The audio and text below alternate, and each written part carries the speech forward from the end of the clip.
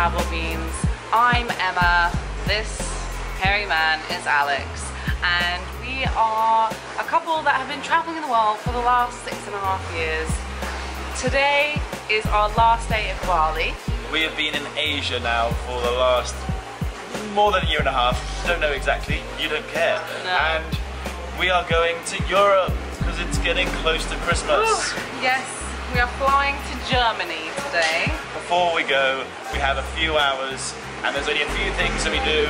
We love eating because as pigs, how else are we supposed? You don't look like this unless you like eating.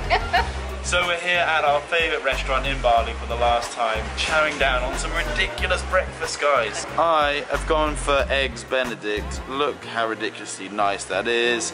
Emma has gone for some very fancy avocado on toast. Yes, and of course coffee, coconut. This is probably my last coconut I'm going to have for a long time, so I'm enjoying it. And if anyone's interested in having this gloriousness, this place is called Dua in Umalas, and it is one of the best restaurants, and it's only just down the road from us. So we've been here almost every day. Okay guys, go on, tuck in. And now we're back at our villa and we are packed, as you can see. The dream is over, guys. It is the end of our time in Bali, and that was the spin of death because it's over. It's over. We're off to colder times. climates now. We're going to make a very long journey now to Berlin, and it's gonna be about 18 hours, but we have the cheapest ticket ever. It's less than $200 to fly from here in Bali all the way to Berlin with a stopover in Singapore. We're flying with Scoot Airlines, have no idea how this is gonna be.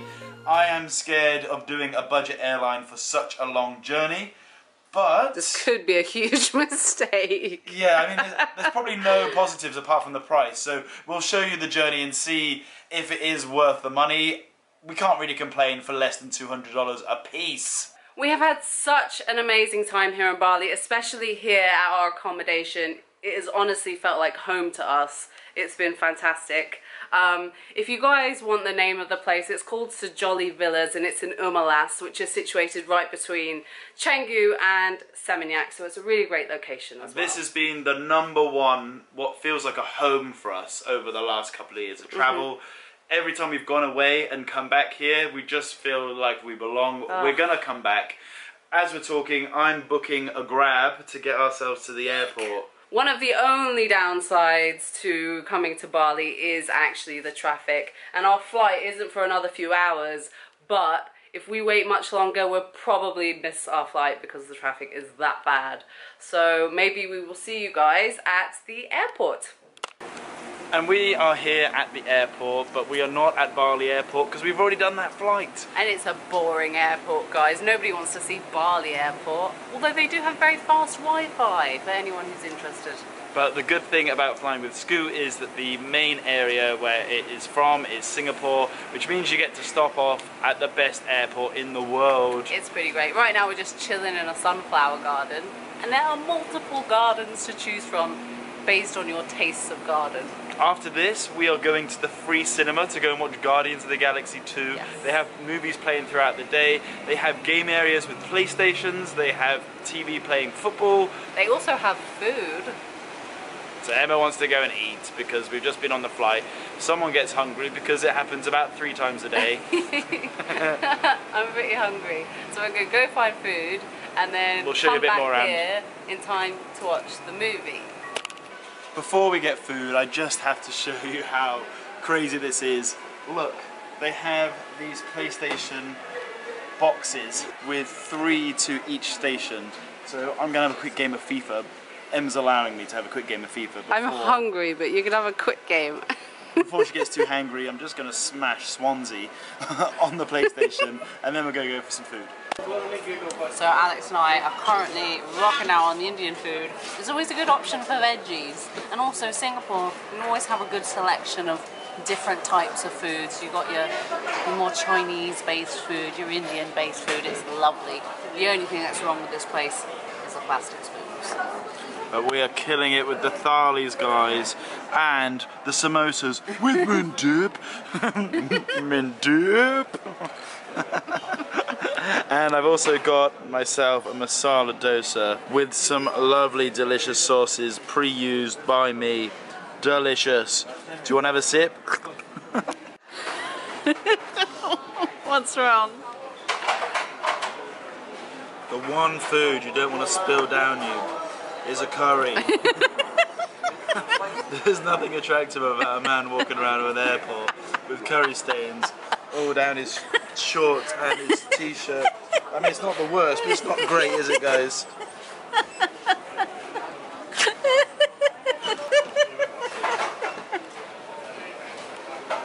I'm actually crying. Here's your face. Your pathetic face when it happened. You're just like, oh.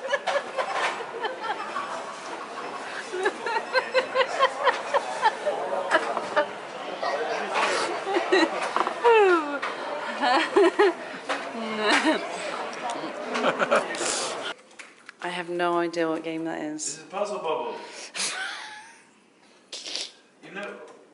Oh no, just it's 2 players. You want to play? Okay. So we've just finished watching Guardians of the Galaxy 2. First time I've ever seen it. This is a bit of a late review probably for you guys, but I enjoyed it. However, now is the time for me to teach Emma how to play Puzzle Bubble, and we're doing great. But it's free, look, we got our own free arcade, you can play some foosball, It's so you can look at quiet pictures. here. We could probably sleep in here quite well. I'm killing it on Puzzle Bubble. It's a bit slow. Well, that's because you're not very good at it. So it is 1 AM, we are here at the gate, about to board. It's a 13-hour flight, so we're gonna get rested up in our hostel and speak to you guys when we're all settled in Berlin.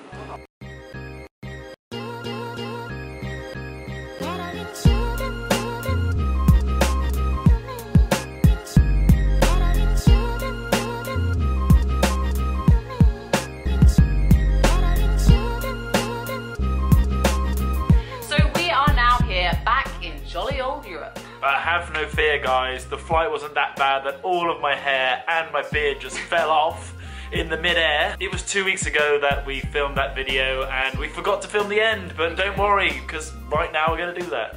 So we are now in Poland. Our videos from Berlin will be coming out, so keep an eye out for that one. But now we've remembered we need to actually film the end of the Scoot video, so we thought we would now give you our verdict on the Scoot flight experience. So we are going to give you the pros and the cons of the flight and then our little overall experience. That's right, we've got you covered, guys. Both the positives and the negatives. Going positive first. Yeah. 1, leg room. Yeah, not bad. Yeah, and considering it was a cheap flight, I assumed that it would be cramped, but it wasn't at all. It was actually quite comfortable. Now bear in mind, we are tiny humans.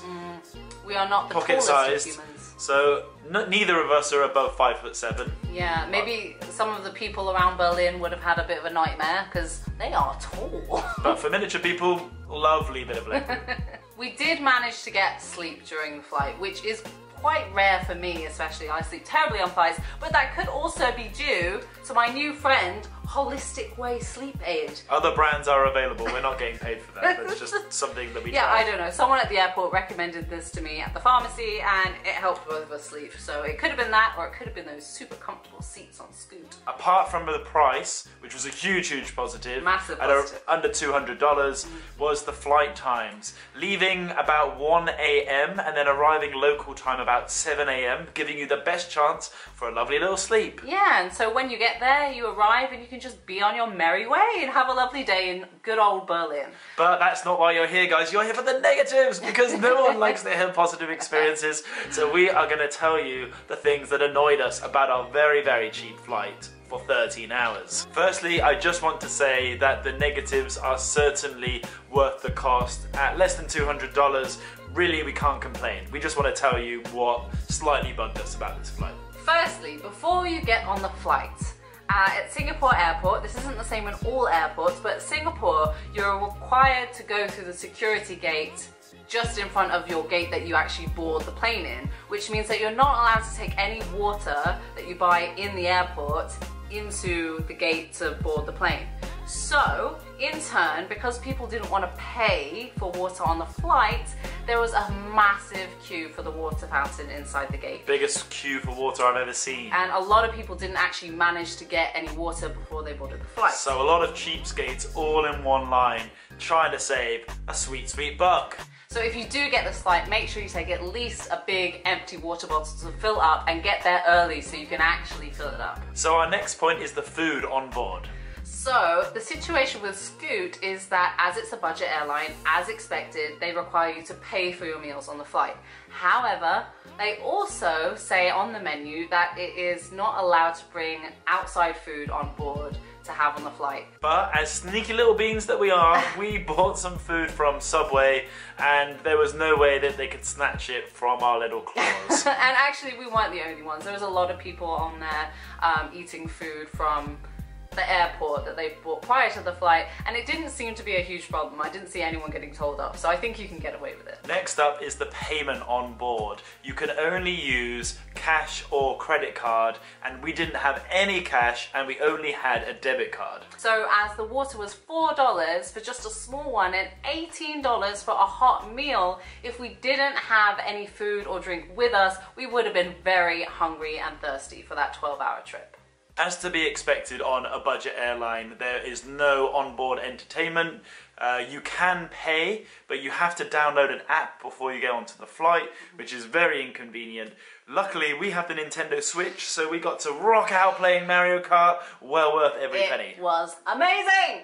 And lastly, kind of a weird one that I didn't expect to come up. The positioning of the buttons for the lights were very awkwardly placed. They are right in the middle of the armrests, which meant that every time you moved, you accidentally switched on what I can only describe as an interrogation light. This is something that we never thought we'd complain about, and it sounds really strange, but it's only by using it you can see how stupid this is. Just by resting your arm every time you turn on the light. It's like being at the dentist and they're staring into your eyes. It brings back bad memories, guys. And there was also a lot of the cabin crew walking around turning off the cabin crew lights because the same thing was happening in there too. So that's a minor annoyance also that went on throughout the flight. So overall, 13 hours on a budget airline flight, it was brilliant. It was comfortable and most importantly, it was super cheap. Less than $200 to fly from Bali in Indonesia all the way to Berlin in the north of Europe. Ridiculous. As we said before, the negatives are tiny, tiny minor things, just something to consider before you make this flight. And if you're not traveling on a tight budget and you can afford to splash out and go on a more comfortable airline,